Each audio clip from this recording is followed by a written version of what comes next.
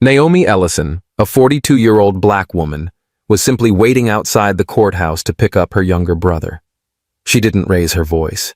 She didn't break any laws. But a white police officer saw her presence as a threat and handcuffed her in front of everyone.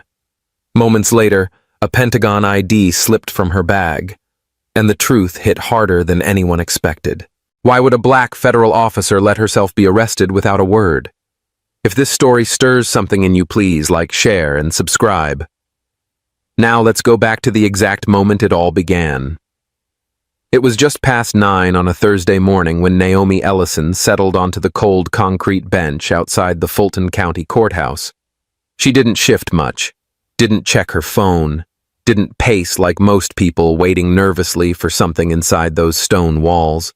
She just sat there, still with her hoodie pulled over her braids, her shoulders straight, and her eyes watching the courthouse door like a soldier waiting for the next command. She wasn't in uniform and she wasn't making a scene. She wasn't doing anything at all, really, just waiting, watching, breathing slowly like someone who had learned through experience, not lecture, that stillness could sometimes be the most powerful move in the room.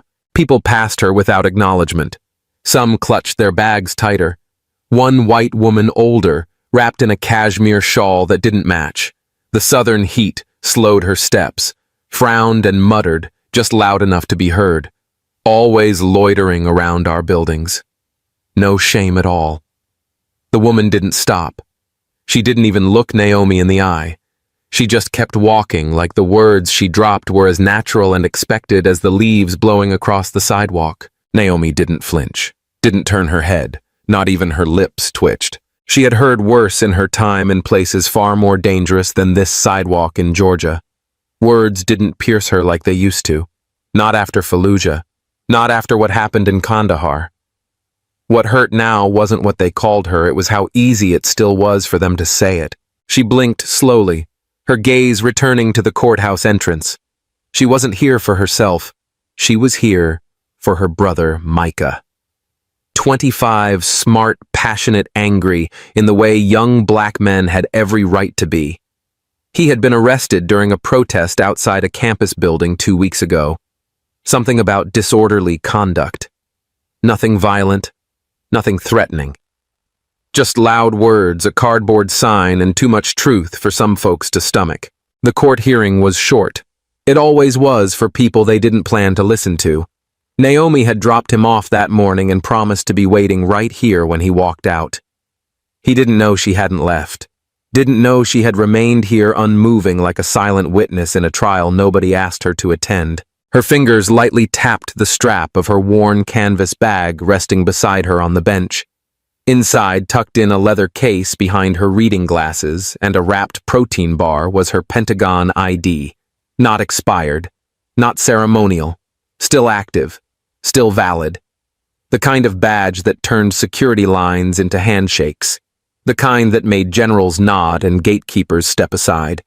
But out here today, it was just plastic and print hidden beneath a quiet woman in gray sneakers and a hoodie that had seen better days. She hadn't planned to show it. She almost never did. It wasn't pride that kept her from flashing it, it was principle. She didn't need the world to respect her because of where she worked. She wanted it to respect her because she was human, because she had earned it long before she ever walked into a war room. A soft gust of wind tugged at her collar. Somewhere across the street, a traffic light blinked red over empty lanes. Naomi shifted slightly, adjusting her weight. She glanced once more at the courthouse steps, then let her eyes close just for a moment. And in that quiet, her mind wandered uninvited to a morning 15 years earlier. She had stood in a very different lobby, arms crossed tight across her chest, watching a much younger Micah sit behind plexiglass, bruised and trembling after a run-in with local cops over a mistaken identity. He had been 17, too scared to be angry, too angry to speak. Naomi hadn't cried that day. She had waited while they processed, signed, released, then walked her baby brother out of that station with the same silence she wore today. Back in the present, her jaw clenched slightly. Not from anger, from remembering. From the dull ache of understanding exactly how long some things refused to change. Naomi opened her eyes again, her expression unreadable. She was still watching that courthouse door. Not a single muscle in her body moved without purpose. She couldn't know that in less than 10 minutes, her world would be interrupted by a man with a badge, a bias, and a bruised sense of control, and that everything she had chosen not to reveal about herself would soon be forced into the open right there in front of the same courthouse that was supposed to represent justice. She only knew this: she was there to take her brother home. And until he stepped through that door, she wasn't going anywhere. He stepped out of the patrol car like he'd done it 100 times before, calm, calculated, and convinced he was in the right. Officer Blake Carson, a white man in his mid-30s, had the kind of walk that made people straighten their backs or cross the street without thinking. He scanned the sidewalk in front of the courthouse, his eyes landing squarely on the black woman sitting alone in a hoodie, her posture too steady for his liking. Naomi Ellison didn't move. She sat just as she had for the past 40 minutes, quiet, composed, watching the courthouse doors like they held the only thing she cared about. But she felt his eyes before he spoke. It wasn't curiosity. It was something colder, more familiar. Like he was looking for a box to put her in and hoping it had a label that matched his suspicion. Blake took 2 slow steps toward her and cleared his throat. "Ma'am," he said loud enough for others nearby to hear. "What's your business here today?" Naomi turned her head calmly, almost politely. "I'm waiting for my brother," she said. "He's inside." Blake tilted his head slightly. "You got ID on you?" "I do." "Let me see it." "I'd rather not." "There's no issue here." His tone shifted. "This is a federal building. You can't just hang around. You're loitering." Naomi blinked once. "I'm sitting. That's all. There's nothing illegal about that, is there?" The pause that followed said everything. He didn't like the way she said it, not the words, but the way she said them. Calm, composed, not scared, not submissive. It was enough to push him further. "You don't get to dictate tone," he snapped. "Stand up. Show me your bag." From a few feet away, Officer Jenna Marks stood watching. She was younger, also white, clearly newer to the force. Her stance lacked the rigidity of Blake's. There was hesitation in her shoulders, something unspoken tightening in her brow. Naomi didn't stand. Her voice remained level. "Unless I'm being detained or charged with something, I believe I have the right to stay seated." Blake took a step closer. "That's it. On your feet." Jenna shifted. "Blake, maybe we just—" But he cut her off with a glance sharp and quick. Loitering with suspicion, failure to comply. Naomi rose slowly, not out of fear, not in surrender. It was something else. A choice. Her movements were calm and deliberate, like she'd rehearsed them in another life, in another kind of uniform. She didn't resist. She didn't speak. She simply turned and placed her hands behind her back. The cuffs clicked shut. The moment passed in a hush. Even the courthouse steps seemed to go quiet. A few heads turned. One man frowned but kept walking. A young woman hesitated with her phone in hand, thumb hovering over the record button, but she lowered it. Naomi stood there, wrists bound, eyes forward. Jenna stayed rooted in place, her hand hovering near her holster, not out of threat, but out of uncertainty. She watched as Blake took hold of Naomi's arm and led her away from the bench. There was a strange tension in the air, like the silence around them was holding its breath. Naomi didn't say a word. Not as Blake asked again what was in her bag, not as he lifted it from the bench with a tug that jostled the zipper. She walked with him, chin level, spine unbent. The bag dangled in his hand, swinging gently with each step. And somewhere in that movement, the zipper loosened. No one noticed. Not Jenna, not Blake. Not the man on the phone across the street or the security guard watching through tinted glass. The bag wobbled, shifted, whispered its own quiet warning.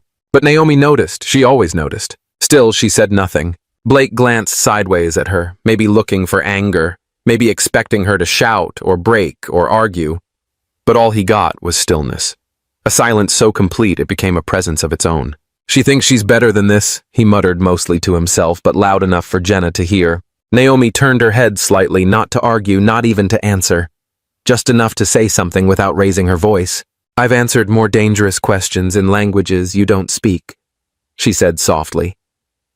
"You'll forgive me if I don't feel the need to explain myself today." Blake didn't respond.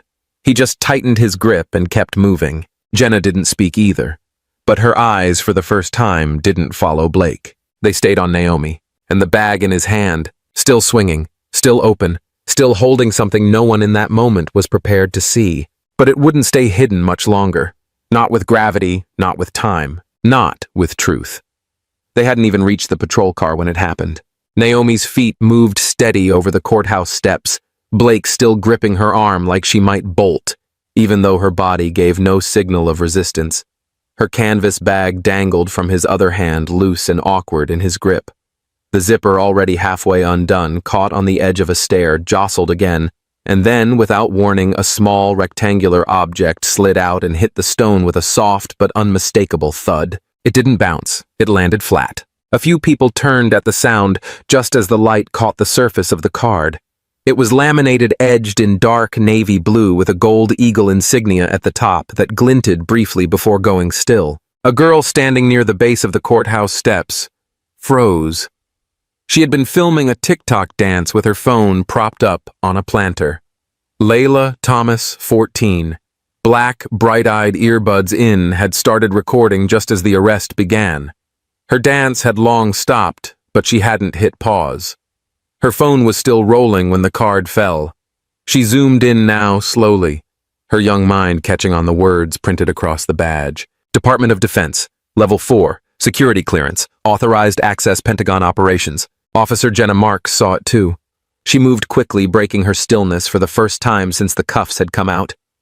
She bent to pick up the ID before Blake could react. Her fingers trembled. "Sir..." Her voice cracked as she turned the badge over in her palm, staring at Naomi's photo printed beneath the federal seal. "This is a DOD Level 4 ID. Blake turned his head, the confidence in his jawline faltering just a fraction. "Anyone can make a fake," he said. But the words came too fast, like they were shielding him more than they were challenging the truth. His eyes didn't meet Jenna's. They stayed on the ID, calculating as if willing it to disappear would somehow undo the moment. Naomi didn't flinch. She didn't say a word. She turned her head slowly, gaze locking not on Blake or Jenna, but directly into Layla's camera. The girl, breath held, didn't look away. Her hand steadied the phone recording, every inch of the moment now thick with confusion, with contradiction, with something no one had prepared for. There was a beat of silence where time didn't move. Then Naomi's voice cut through, not loud, not angry, just low and sure and certain. "The truth doesn't need to scream," she said. "It just needs to fall in the right place." The crowd shifted. People who had previously walked by without notice had now stopped completely. Whispers passed from stranger to stranger, rippling outward like a pebble dropped in still water. "Did she say Pentagon? Is that real? She has a military clearance. She didn't even say a word when they cuffed her." Blake's grip tightened on Naomi's arm, though now it felt less like control and more like anchoring himself to a story that was slipping fast out of his grasp. His eyes flicked to Jenna, but she didn't speak. She just stood there, still holding the ID with both hands like it was heavier than it looked. Naomi stood still. The metal cuffs reflected sunlight, but she didn't squirm, didn't pull. If anything, she stood taller now, like the weight of the moment had straightened her spine rather than bent it. Layla stepped forward, slightly emboldened by the hush around her. "Ma'am," she said, almost a whisper. "Are you? Like, really in the Pentagon?" Naomi glanced down at her, then gave the smallest nod. Not for show, not for applause. Just confirmation. Quiet. Grounded. Real. Jenna finally spoke again, her voice barely above a breath. "Sir, we need to let her go. Now." Blake didn't answer. He just stared at the badge still resting in Jenna's hand, then back at Naomi. You could see it on his face, the internal math, the rewriting of assumptions, the collision between power and reality. He'd arrested a woman he thought he could control, dismiss, maybe intimidate. And now he was staring at a symbol of authority he didn't understand, issued by an agency that wouldn't answer his calls. Naomi turned slightly toward him, the first motion she'd made in his direction since being cuffed. "You want to control the narrative you never bothered to read?" she said softly. "But some stories write themselves." And then she turned back to the steps, to Layla, to the growing crowd, who had now stopped pretending not to see. A few more phones were raised. A few more voices murmured. Jenna finally moved to unlock the cuffs. Her hands were still shaking. I didn't know she whispered, almost apologetic. Naomi didn't nod, didn't absolve, just looked her in the eye and said, "But you felt something." That was enough to ask. The cuffs dropped. The sound echoed like punctuation. Blake took a step back. Not because someone told him to, but because there was nothing else left to do. Naomi rubbed her wrists once slowly. She bent down, picked up her bag, and slid the ID back inside. Then she stood just as calmly as she had when the morning began and looked out over the small circle of strangers, now witnessing more than they bargained for. And then finally she spoke loud enough for everyone to hear. "I came here for my brother," she said, "but maybe I needed to be here for something else too." It wasn't a speech, it wasn't a headline, it was a reminder, and it had just begun. The courthouse doors creaked open with the soft groan of old wood and older justice. Out walked Micah Ellison, 24. Black, thin-framed, with anxious eyes and shoulders that had learned to stay low since he was 17. He blinked at the sun, rubbing the stiffness from a morning of courtroom benches and waiting rooms. He never expected what he saw next. At the base of the steps there was a circle, small but tightening, of people with phones out, faces pinched in shock, curiosity, or shame. In the center of it, standing calm and impossibly still, was his sister, Naomi. Micah froze halfway down the stairs, his mouth parting in confusion, then horror. The cuffs, her posture, the way the white officer stood half a step back, unsure now. "What the hell?" he muttered, then stumbled down the last few steps. "Naomi!" he shouted, voice cracking. "What are they doing to you?" People turned. Some recognized him from the court minutes earlier, still wearing the same wrinkled polo shirt he'd worn for his hearing. A few murmured. One woman tried to hold him back gently, but Micah pushed past. He'd barely taken 3 steps toward her before an officer, not Blake but another nearby, raised a hand and pressed it against Micah's chest. "Sir, you need to step back." Micah's voice broke again. "She didn't do anything. That's my sister." His eyes locked on Naomi's. Those same eyes that had come for him when he was 17, trembling in a precinct lobby, waiting to be released. The same eyes that had sat through his first community hearing and every visit after. Now those eyes met his again, but this time they weren't scared. They were anchored, unshaken. "Naomi," he choked. Why aren't you fighting this?" Naomi's hands were free now, but she hadn't moved much.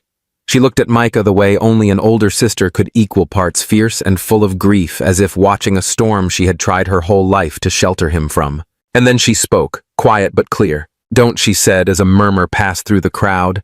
"This time, let the weight fall on them." Micah's mouth opened again, but no words came. His shoulders shook and his eyes welled. He looked around at the badge still in Jenna's trembling hands, at Blake avoiding eye contact, at the bystanders who had stopped pretending not to see. And for the first time in his adult life, he didn't rush to speak. He didn't yell. He didn't plead.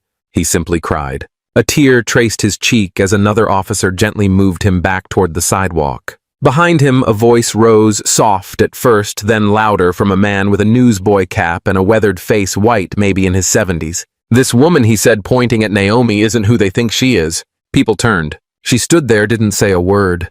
They cuffed her like she was some threat. "But I've worked federal security. That badge isn't a fake." He looked straight at Officer Blake. "You just arrested someone with clearance higher than your entire department." Blake stiffened. Jenna looked down. Micah wiped his face with the back of his sleeve. Naomi didn't respond to any of it. She didn't need to. Because for once the story wasn't being rewritten by a defense attorney or a headline. It was unfolding in real time in front of too many witnesses and too many rolling cameras to be buried. And in that moment, with Micah watching, and the weight of her silence pressing louder than any accusation, Naomi did something few people noticed.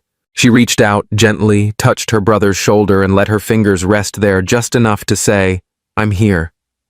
You're safe. For now." Micah nodded, swallowing hard. He didn't understand all of it. Not yet. But he knew one thing for certain. This wasn't the same kind of story he'd grown up seeing. Not this time. Courtroom 3B wasn't built for justice. It was built for order. Clean wood panels, harsh white lights, and a silence that pressed down like a gavel waiting to fall. Naomi stood in the middle of it, wrists no longer bound, but every eye around her still treating her as if they were. Officer Blake Carson walked 2 steps behind her, trying to regain the weight in his stride. He carried himself like the room belonged to him, even though the ripple in his confidence hadn't quite faded. Officer Jenna Marks entered quietly after them, her posture, rigid jaw set, and fingers still twitching slightly from the moment outside. At the bench sat Judge Richard Granger, late 60s, white, a reputation for order, efficiency, and very little tolerance for gray areas. His face, lined but cold, barely moved as he flipped through the preliminary papers on his desk. He looked up briefly, eyes scanning Naomi, then down again. Disturbance, unknown suspect. Refusal to comply, he read aloud, each word clipped mechanical. We've seen this before. No one corrected him. Blake cleared his throat. Your Honor, this woman was seated outside the courthouse without a visible purpose. When questioned, she refused to identify herself. Her bag contained what appears to be falsified federal identification. I suspect she may be impersonating government personnel. Jenna's head turned slightly. Just slightly. But the look she gave him was sharp enough to cut marble. She said nothing. Not yet. Naomi stood still. Her hands were at her sides. She wore no expression, not defiance, not fear, not submission. Just presence. She had entered 1,000 rooms like this before. Rooms where people spoke of rules but never of truth. Granger barely glanced at her again. Is there any documentation of her attempting to resist or flee? No, sir. Blake replied quickly, but she was non-compliant and evasive. The judge nodded as if that were proof enough. The court is within its rights to hold a subject for further questioning under suspicion of identity fraud, unless the suspect wishes to speak on her own behalf. Naomi's voice didn't rise. It didn't have to. I do. There was a pause. Even Granger looked up this time, slightly surprised, not by the words, but by the tone. Calm, controlled, unapologetic. State your name for the record, he said. Naomi Ellison, Department of Defense. ID number ending in 6724B. Pentagon clearance level 4. Blake scoffed audibly. That ID could be printed in someone's basement. Naomi turned her head toward him just for a moment. And yet, you carried it like it weighed nothing. Granger rapped his gavel once more for form, then necessity. We will maintain order. He turned to Naomi again. You may present your statement. Naomi didn't step forward. She didn't need to. I was outside waiting for my brother who had a scheduled appearance on a minor disorderly conduct charge.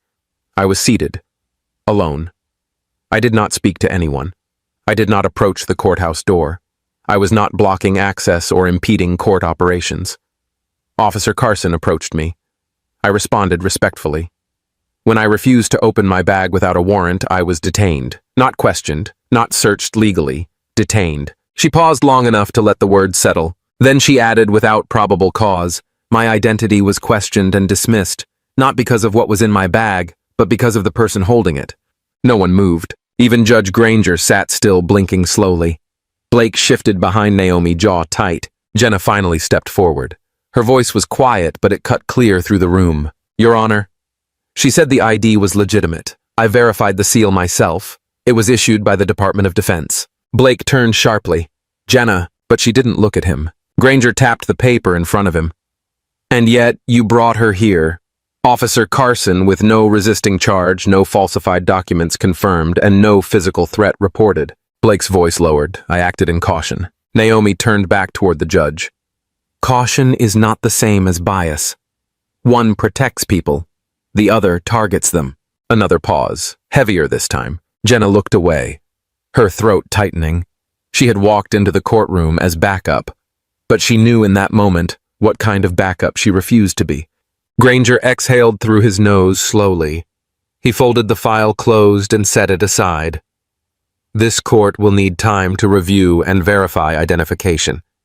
Until then, Ms. Ellison, you are to remain in the building, but are not currently under arrest. Naomi nodded once. That was enough, for now. Micah, watching through the doorway, exhaled for the first time in 10 minutes. Naomi didn't smile. But she knew the weight had started to shift. The courtroom was still, unnaturally still. No murmurs, no whispers, just that cold kind of silence that comes when people realize they've seen something they can't unsee. Naomi stood where they'd placed her. Not behind bars, not in cuffs, but surrounded by suspicion thick as glass. Judge Richard Granger adjusted his glasses with the kind of care reserved for people who need time to find the right reaction. His hand hovered over the case file, now thinner than the tension in the room. Blake stood beside him, not saying much, arms crossed, but you could feel him vibrating with the need to reclaim control. That control was slipping, fast. Naomi took a breath. She didn't raise her chin or square her shoulders like in some courtroom drama. She just moved. Quiet, calm, deliberate. Her hand reached beneath her sweater near the shoulder seam and slid out something she hadn't shown anyone before. It wasn't for effect. It wasn't a performance. It was protocol. A hard plastic government ID tethered to a secure lanyard emerged like a blade through fog. She held it out not in protest, not in pride, just in truth. This, she said, voice steady, was never in my bag. It never leaves my body. She stepped forward one controlled pace, then another. Not toward Blake, not toward the judge, but toward the court clerk who now looked like she'd been handed a live grenade. The clerk took it, walked it up, placed it in front of Granger. The seal caught the light, First Department of Defense Level 4, a clearance designation not handed out lightly. The type you didn't just flash to strangers. The type that meant in another room on another day, Naomi Ellison would have outranked every badge in this courtroom. Granger blinked, then blinked again. He traced the outline of the card with one finger, eyes narrowing as if trying to find the flaw, some edge lifted, some typo, anything. He found none. Officer Marks, he said, voice a half-tone lower. Jenna stepped forward. Already confirmed, Your Honor. I logged into the interagency database. It's real. She's listed under Active Duty Department of Defense. Embedded Analyst Special Strategic Operations Division. Clearance Level 4. She didn't look at Blake, but he flinched like she had shouted his name. Granger didn't move, just looked back at Naomi. And Naomi just stood there. The courtroom felt colder and heavier. Naomi's eyes didn't wander, but her mind did backward somewhere darker. The sharp memory wasn't invited. It never was. She saw herself younger. Helmet-tilted boots half covered in sand sweat and diesel stinging her nostrils. Iraq, 2011. A convoy ambush. She was holding Alyssa, her best friend, whose chest had stopped rising somewhere between the blast and the silence. Naomi had pressed her hands over the wound anyway, whispering into a stillness that had no echo. You don't forget what it costs to be the last one still breathing. Now, years later, she looked into the face of a courtroom judge who almost jailed her without a single confirmed fact. She didn't yell. She didn't ask for an apology. But when she spoke, her words cracked something open. You didn't arrest a woman, she said slowly. You arrested the years she spent fighting for you. The words didn't echo. They landed like stone dropped into water, clean, final, inescapable. Jenna looked down. Even she hadn't known who Naomi really was. Even she had hesitated at the badge, afraid of being the only one to say it out loud. But not anymore. Blake shifted his weight. His mouth opened, then closed, then opened again. She could have said something sooner, he muttered. This whole thing could have been avoided if she hadn't been so damn... Naomi cut him off, gently but firmly. No, she said. You wanted silence because you thought it meant weakness. But silence isn't the absence of power. Sometimes it's the last shield you have before someone mistakes your patience for permission. Judge Granger's hand twitched halfway toward his gavel, but he didn't strike it. His voice was quieter now. Why didn't you tell them, Ms. Ellison? Naomi looked at him, not with challenge, but with clarity. Because if I'd said it out there, it would have been dismissed as arrogance. If I'd said it in fear, it would have been spun as aggression. And if I'd screamed it, I'd still be in a holding cell. This way. She gestured gently to the courtroom. Everyone had a chance to show who they are. Micah, still standing in the hallway, had tears on his cheeks. He didn't try to wipe them anymore. He just watched his sister do what she had always done, stand between chaos and consequence. Jenna finally looked at Naomi, and for the first time her eyes weren't full of protocol. They were full of respect. Granger cleared his throat. The court recognizes Ms. Ellison as a federal officer with verified clearance. This hearing is suspended until further review of the incident's legality. He paused, then added more softly, You may remain seated. You are not under arrest. But Naomi didn't sit. She wasn't done yet. She turned her head just enough so Blake could hear her, only him. Imagine what happens, she said, when this footage reaches the Pentagon before your incident report does. Blake didn't reply. Couldn't. And that silence, it wasn't hers anymore. It was his. And it was just beginning. The silence in courtroom 3B hadn't broken, not truly. It hovered like dust in sunlight, clinging to every breath, every glance, every unread page in the file Judge Granger had stopped pretending to review. The air didn't shift until the door clicked open again. He didn't enter like a man in a rush. He didn't need to. Every step was measured, intentional. His suit gray-tailored, unwrinkled. His presence immediate, quiet, and unmistakably federal. Langston Reed. The badge on his chest read, Department of Defense. But it was his eyes, sharp, tired, unyielding, that told the real story. The kind of man called only when the system had stepped somewhere it shouldn't have and knew it. He didn't look at the spectators, didn't acknowledge the bailiff. He walked straight to the bench, set a sealed folder on the judge's desk, and opened it with a single flip. Your Honor, he said calmly, we are submitting immediate request for full dismissal and release of Ms. Naomi Ellison. All charges are without standing. She is an active duty federal officer under Title 10, Section 806B, Department of Defense Intelligence Operations. The silence shifted, then heavier now. Even Jenna Marks, standing off to the side, dropped her pen mid-word. Blake Carson leaned back just slightly, like the floor had tilted under him. Judge Granger hesitated, then adjusted his glasses as if trying to stall the inevitable. He glanced at the folder, an official seal, a stamped signature. He didn't need to ask if it was real. Still, he cleared his throat carefully. This appears to be a misidentification, a breakdown in process. Langston didn't raise his voice. The process did not break. The perception did. And with that, he stepped back. All eyes returned to Naomi. She hadn't moved since the last word she'd spoken. She stood not defiant, not defensive, just steady, rooted. Then she spoke again, soft, unshaken. I made peace with bullets. She said, her voice quiet but unmistakably clear, but not with blind eyes. It wasn't an accusation. It wasn't a threat. It was an indictment, a truth that held up its own mirror and left it standing. Granger exhaled through his nose, slowly. No protest, no rebuttal. Just the weight of what it meant to sit behind that bench and realize in real time what it cost when judgment arrived, faster than fact. He reached for his gavel but paused. He didn't strike it. Not yet. We will comply, he said. This court acknowledges Ms. Ellison's federal status. All charges are formally dismissed. You are free to go. He paused again, then added quieter. We made an error in perception. Naomi stepped down from where she stood. She didn't smile, didn't nod. She simply walked toward Micah, who stood frozen in the hallway, eyes wide, hands clenched. Langston followed her at a respectful distance just behind, never in front. He didn't offer comfort. He didn't need to. His presence was comfort enough to everyone but the people who had misjudged her. Blake didn't say a word. He looked like he wanted to, like there was some apology trapped in his throat, but even he knew it wouldn't matter now. Jenna Marks didn't look away from Naomi. Not this time. She watched every step Naomi took. Watched the way the courtroom tilted back toward balance, not because someone shouted or threatened, but because one woman had the patience to let the truth speak louder than outrage. Naomi reached her brother. Micah looked like he wanted to say something, anything, but she simply touched his shoulder. Let's go, she said. He nodded, wiping his face. As she passed the clerk's desk, someone whispered, soft, unsure, "Who is she?" But no one answered. Langston paused at the door.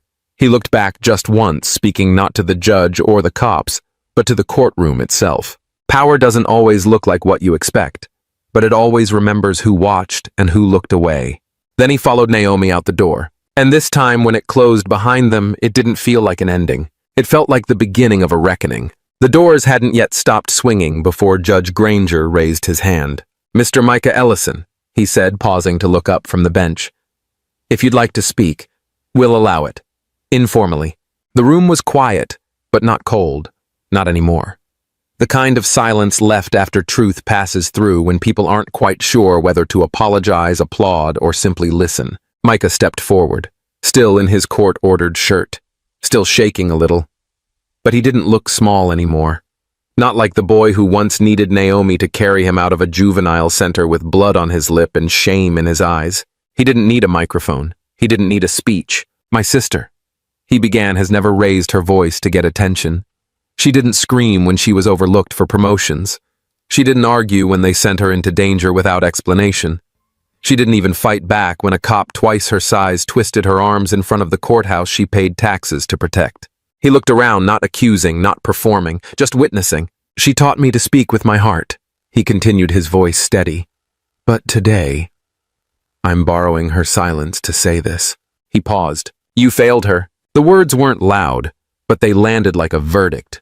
A deeper one than any Judge Granger had ever read from his bench. Micah took one more step forward. Not just today, he said.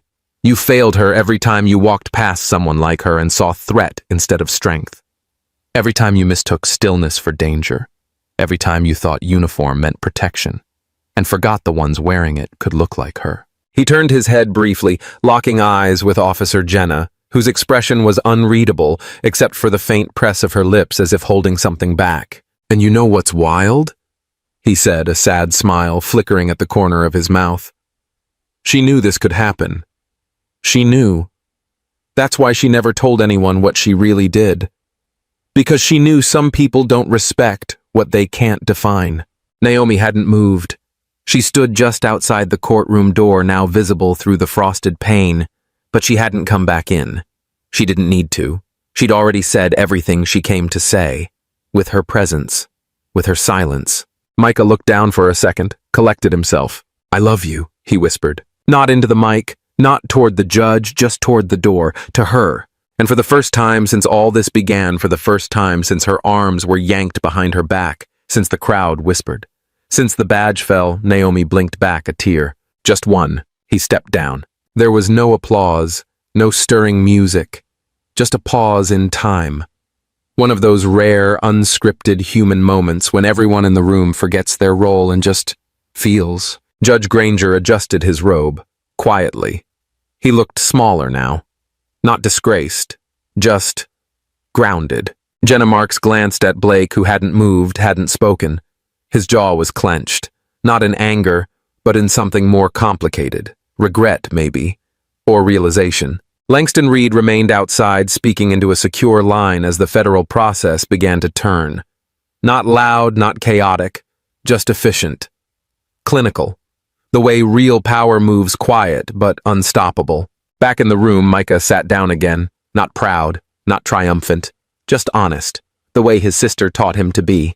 Because sometimes when the truth has been locked away too long, it doesn't need a megaphone. It just needs someone brave enough to let it fall from their mouth like a weight they've carried alone. And when it does, everyone feels it, even the ones who thought they were immune. It wasn't the kind of silence that settles. It was the kind that waits tense loaded like the sky holding back a storm. For a moment, everyone thought the worst had passed. Naomi had walked free. Micah had spoken. The courtroom had breathed again. But the system wasn't finished unraveling. Not yet. Because just as Langston Reed turned to leave the courthouse, his phone rang. Not a cell phone. Not something you swipe. A small encrypted black device, secure line direct from the department. He paused in the hallway, pressed the receiver to his ear and listened. His face didn't move, but something in his stance shifted. Then he nodded once and walked straight back into courtroom 3B, his steps faster now. Your Honor, he said, voice firmer than before by directive of the Office of the Secretary of Defense. I am to inform this court of an immediate internal review involving Officer Blake Carson. A federal inquiry into unlawful arrest, misconduct, and civil rights violations is now active. The room froze. No whisper, no cough, just the soft clack of a pen falling from someone's hand. Blake's mouth opened, but the words didn't come. He glanced around as if someone might save him, Jenna maybe, or the judge, but no one moved. Langston continued. Effective immediately, Officer Carson is suspended from duty pending investigation. Blake's jaw locked. This is ridiculous, he muttered. Over a misunderstanding. A badge dropping out of a bag, but Langston didn't flinch. You arrested a federal officer without cause. You ignored protocol. You failed to verify identity, and you escalated without provocation. Naomi stood still at the back of the room, her arms crossed not in defiance but in patience. She didn't smirk. She didn't gloat.